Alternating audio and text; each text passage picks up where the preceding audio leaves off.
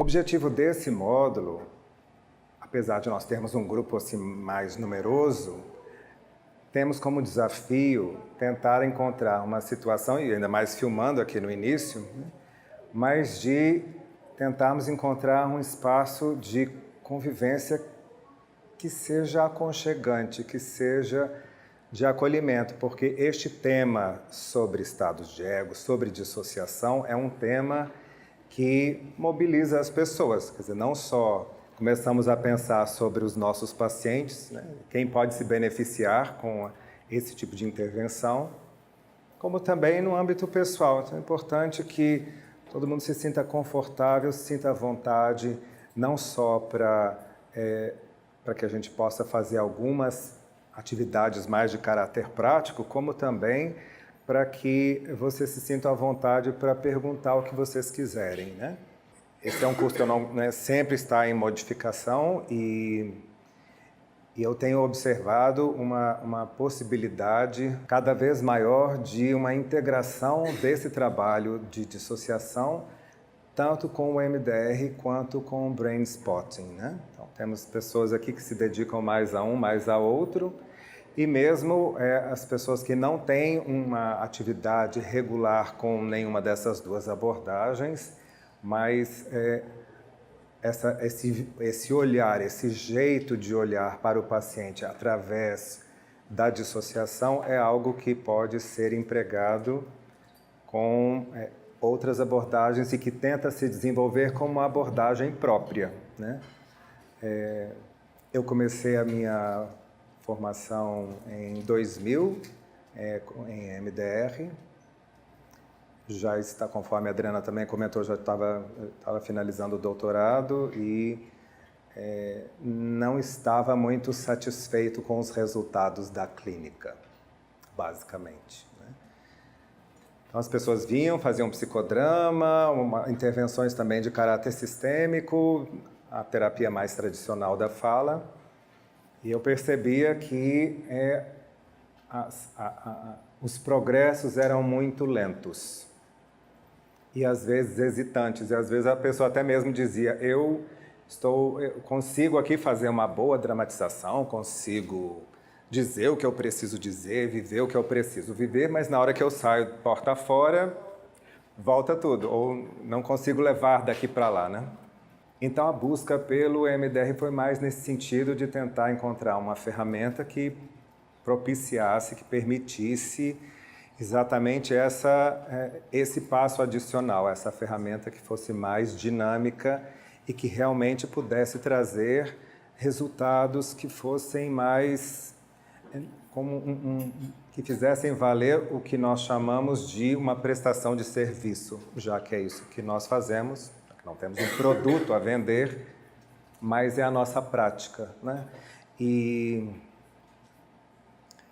os resultados foram muito interessantes. No começo, só que gradativamente eu via que, claro, mudou muita coisa, inclusive na própria estrutura, na maneira, na organização do conteúdo do MDR, das possibilidades de intervenção, que naquela época, no início, né, de 2000, eram mais restritas a estresse pós-traumático.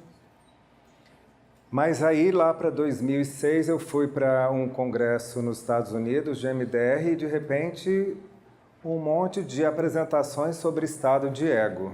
Eu falei, uai é só para recuperar a raiz, né? Eles falaram que o protocolo clássico de MDR se aplicava a todo mundo. Aí eu chego aqui e eles falando de dissociação, de pacientes complexos e que o protocolo não cabia, não dava para fazer direito com essas pessoas. Eu falei, como é que é isso? Comecei a me sentir meio enganado nessa história. E comecei a estudar um pouco mais e também esse tema, não só o MDR tem se modificado, como o Brain Spotting tem se modificado, como esse tema da dissociação e dos estados de ego também tem se modificado muito.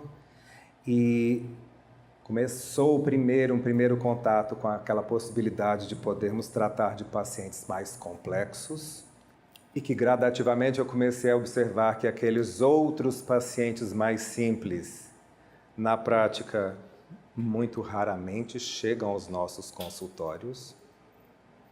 Então, se nós formos utilizar o termo como restrição ao emprego do MDR na sua versão clássica, apenas o estresse pós-traumático, nós vamos utilizar muito pouco,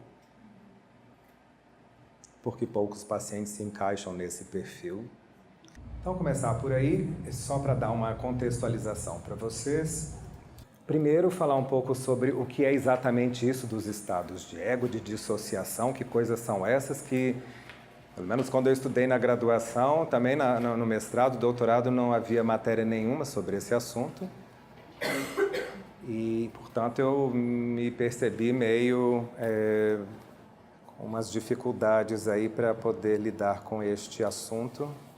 Primeiro, nós entendermos que o tema da dissociação, de certa maneira, se contrapõe a um outro que já é clássico, por exemplo, na psicanálise, quando a gente fala do processo da análise como o seu método, que seria o da associação livre, portanto, dissociação como o oposto da associação.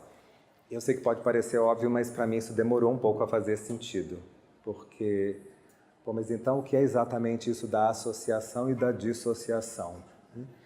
E na verdade, a resposta não é tão imediata, porque isso significa a dissociação, nós termos que levar em consideração a maneira como nós construímos a realidade e como nós vamos nos inserir nessa realidade, né? Que são processos que são denominados como processos de realização.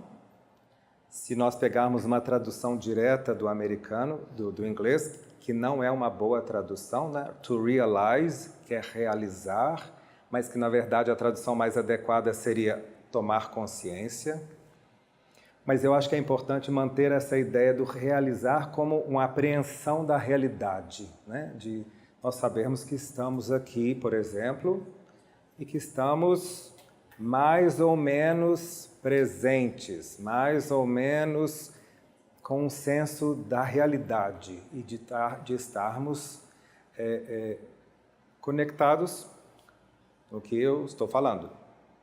E há estudos que mostram que, em geral, essa capacidade de manter o foco no que uma pessoa fala numa exposição é de aproximadamente 15 minutos. Então, eu vou correr contra o tempo, porque eu sei que daqui a pouco ninguém estará aqui mais, né? Só de corpo presente, mas em termos de uma realização, de estar em contato com este real e uma personalização, quer dizer, de entender que isso está acontecendo com cada um de nós, com a nossa presença, é um processo difícil de ser mantido. Porque nós vamos nos distrair, porque nós vamos pensar em outras coisas, vamos pensar nos nossos pacientes, vamos pensar na nossa infância, vamos pensar em outras aulas, ou sei lá o que mais, pensar nas férias, ou enfim, Black Friday, qualquer coisa assim. E, portanto, a nossa capacidade de nós nos mantermos aqui conectados, associados, presentes, né, e com essa presentificação nesse processo de tomada de manutenção desse contato com o real, é um processo precário. Ele não tem uma longa duração, né? E nós precisamos, volta e meia, volta, temos que retornar aqui, porque, caso contrário, nos desligamos, e isso acontece com todos nós, em maior ou menor grau, e, por sinal, este é um fenômeno que nos ajuda o cérebro a assimilar melhor o conteúdo, porque se ficar só prestando atenção aqui, sem pensar nas outras coisas que eu já conheço, nos pacientes que eu atendo que talvez sejam mais adequados ou menos adequados para uma intervenção desse tipo, não conseguimos apreender e integrar esse conteúdo de uma maneira mais de longo prazo. Se perde no momento, né? Portanto, a dissociação é um ingrediente fundamental para nós nos mantermos presentes, para nós conseguirmos integrar aos poucos o que está acontecendo com o que nós já vivemos no passado E temos que pensar, portanto, que nós vamos nos perdoar por não conseguirmos assimilar tudo, né? Agora, um problema, em especial da dissociação, com alguns de nossos pacientes, é quando este fenômeno, que é um fenômeno que acontece com todos nós, tanto no estar presentes aqui, quanto também quando vocês vieram de carro e estão pensando em outra coisa, e às vezes até esquecem de fazer uma curva que deveriam fazer, porque se dissociaram, porque é natural, porque é necessário para nos mantermos, né, nesse processo de aprendizagem constante, que essa dissociação para alguns pacientes acontece de uma maneira incontrolável e mais permanente. E aí nós vamos fazer essa distinção, cuja fronteira não é muito bem definida, daquilo que nós vamos considerar um fenômeno que faz parte do nosso dia a dia de um transtorno, né? E o transtorno, portanto, com uma característica que vai ser mais no âmbito da psicopatologia, né? E que, com isso, vou entender que essas pessoas vão ter mais dificuldade de conseguirem fazer essas conexões, de ficarem mais no presente, porque se desligam sem se dar conta de que se desligaram. Pode parecer um pouco abstrato, mas depois eu vou trazer mais exemplos para exemplificar isso um pouco melhor, né? Eu queria falar alguma outra coisa sobre o tema da dissociação,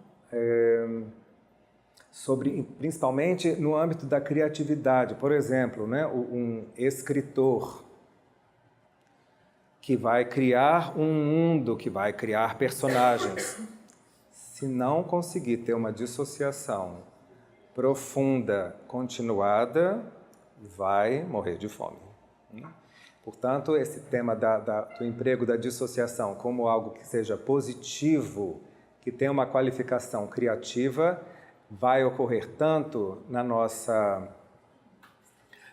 parte mais, na nossa prática artística, e que cada um de nós pode ter, de repente, um hobby, uma veleidade de desenho, ou de poema, ou de escrita, ou cada um a sua estratégia de desligamento, e que isso é fundamental para a nossa sanidade. Então é uma coisa meio paradoxal pensar que aquilo que pode ser uma fonte da nossa criatividade também pode implicar uma dose de sofrimento, né? Com certeza, a dissociação é uma estratégia de nós mudarmos o nosso foco de atenção e nos ligarmos, vai depender do tipo de meditação, mas, por exemplo, no ritmo respiratório, né?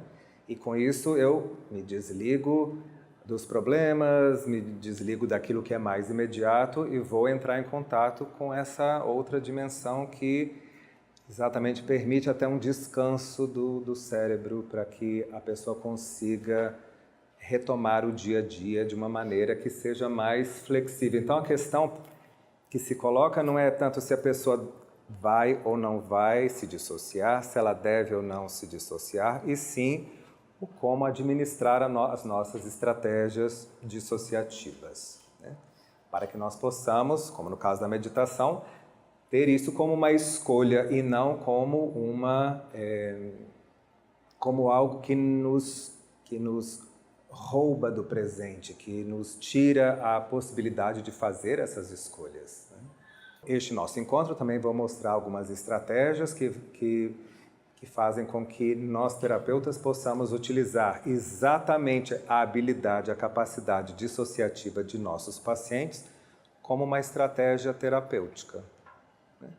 Porque é exatamente porque essa pessoa consegue dissociar, como ela consegue meditar, consegue se desligar, isso também pode ser empregado como uma forma de ela se permitir uma observação um pouquinho mais externa em relação a certas recordações, certas vivências do passado que podem não ter sido positivas, né?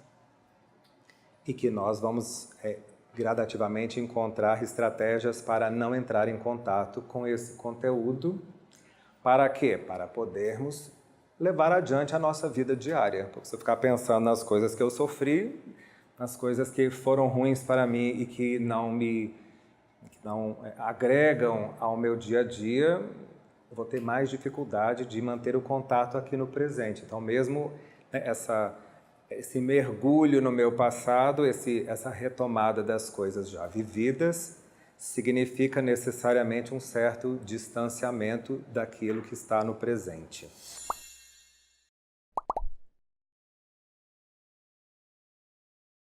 Ótima pergunta, quer dizer, então é a ideia de que quando a pessoa vai entrar num processo meditativo, ela entra num determinado foco. Então, isso quer dizer, portanto, que dissociar não quer dizer necessariamente a perda de foco em nome de nada, mas, na verdade, é a capacidade de mudar de foco. E, ao mudar esse foco, isso significa que se estão coisas acontecendo aqui, no real, no aqui e agora, se essa pessoa estiver com um outro foco, terá mais dificuldade de implementar decisões e de ter um ajuste, uma adequação ao que está acontecendo, porque ela está em outro foco, independente da vontade dela. Melhorou um pouco, né?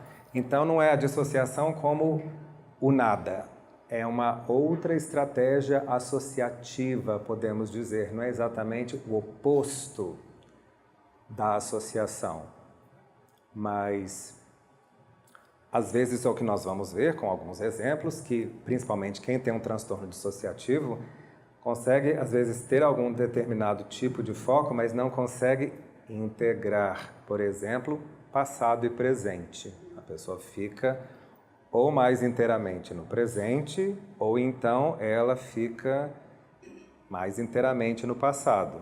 Se nós falamos com a linguagem do MDR, que preconiza a atenção dual como um requisito para que o reprocessamento aconteça, a atenção dual seria um pé no presente e um pé no passado. No caso do paciente que está com uma vivência dissociativa, ou a pessoa se encontra totalmente com os dois pés no presente.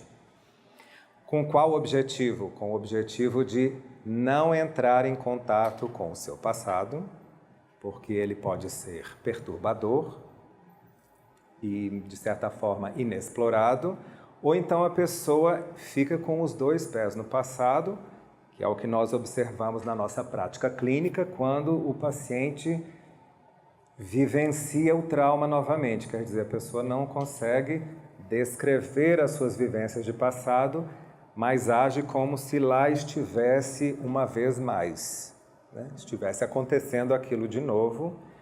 E nós observamos, nesses casos, que a pessoa, quando está com esses dois pés no passado, quando ela vivencia esse passado, que ela não faz um relato objetivo, adulto, de uma pessoa que esteja associada e orientada para o aqui e agora, para o presente. Ela fala e ela age até mesmo fisicamente como se ela tivesse voltado ao passado, né? Então, o que isso quer dizer é que é como se este trânsito entre o presente e passado para alguns desses pacientes é mais difícil. Curioso pensar nisso, né? Podia parecer que é mais fácil, mas na verdade não, porque eu posso dizer que o meu trânsito entre presente e passado, ou entre diferentes contextos, é que vai demonstrar a minha flexibilidade de ficar com um ou dois pés, ou no passado, ou no presente, ou um lá, um aqui. Por exemplo, tenho um colega que diz que se você conversar com um cachorro falando como um adulto orientado para o presente, você provavelmente tem algum problema sério. Porque quando vamos conversar com o cachorro, ele fala, ô tio, vem cá, vem cá, tio, tio, tio, tio. A gente muda o nosso estado. Então, a gente muda, fica com um jeito mais canino que seja, né? Ou quando nós vamos brincar com uma criança, nós também vamos mudar o nosso estilo de interagir e vamos ter uma conduta mais infantil.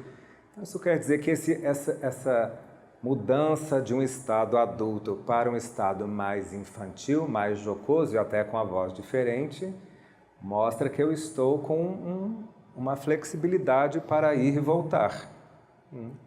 Ao passo que o que nós temos observado é que os pacientes, principalmente aqueles com trauma complexo, apresentam exatamente, portanto, essa dificuldade de fazer esse trânsito. Então, ou estão aqui completamente com receio daquilo lá, que já aconteceu, ou então, quando entram em contato com aquilo lá do passado, perdem a conexão com o presente, têm dificuldade de voltar ao aqui e agora. Então, isso são nos casos mais extremos, que talvez vocês já tenham presenciado na prática clínica de vocês, quando o paciente, que a gente diz, o paciente regrediu, Então, o paciente passou a interagir conosco como se estivesse num outro estado, um outro tempo e espaço. Mas é o que nós vamos ver que na prática clínica, e à medida que esse tema da dissociação tem se ampliado, essas expressões podem ser, na verdade, muito mais frequentes do que nós imaginamos. E é importante que nós tenhamos algumas estratégias para ajudar os pacientes a fazerem o quê?